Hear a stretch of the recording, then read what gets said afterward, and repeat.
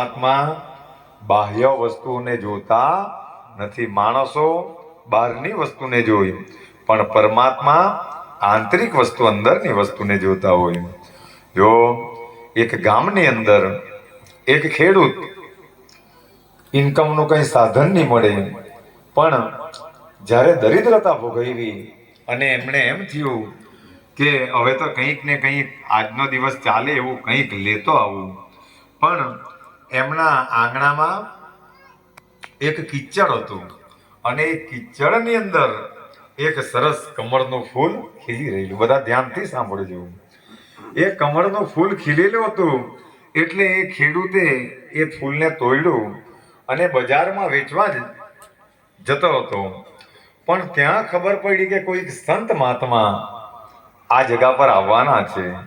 જેમ આજે આપણા જલારામ ધામમાં સંતોના પગલાં થયા, આજે જો મહાત્માઓના પગલાં પણ થાય તો આપણા બધાનું સદભાગ્ય છે.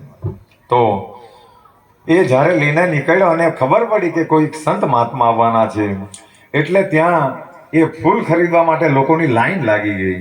કોઈએ કહ્યું કે આના 50 રૂપિયા આપું, કોઈએ કહ્યું કે 100 રૂપિયા આપું. અને એ તો માણસો એમની કિંમત કરી, પણ જરાક વારમાં એક મંત્રી આવ્યો રાજાનો.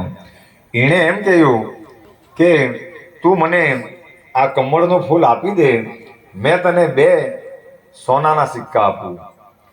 અને એમને એમ છે કે આ તો ખાલી ફૂલ જ છે. અને પછી એક મોટો નગર શેઠ આવ્યો, તેણે એમ કહ્યું કે આ 2 આપે તો મેં 10 આપું.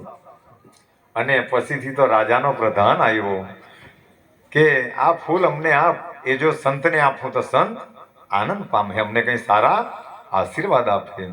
અને રાજાનો પ્રધાન જ્યારે આવ્યો ત્યારે એમણે એમ કહ્યું કે આ તો 5 ને 10 આપે, આ ફૂલ મને આપી દે, એ જો મેં સંત મહાત્માને આપા તો એ આશીર્વાદ આપે.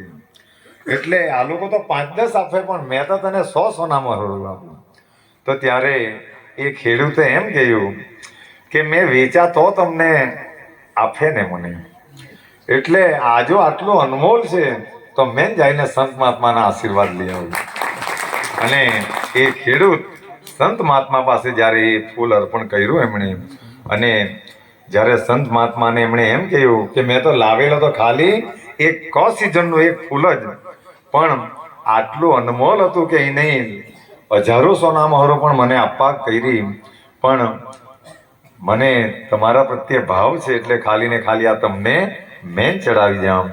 તો ત્યારે એ સંતે એ ભક્તોને એમ કહ્યું કે જુઓ, આને સમર્પણની ભાવના કહેવાય. કે ખાલી એક કમળના ફૂલની 100 સોનો મહાવરો કે 1000 આપવા કરી તો પણ આને નહીં લીધો, અને ભાવથી એ અર્પણ કરી દો.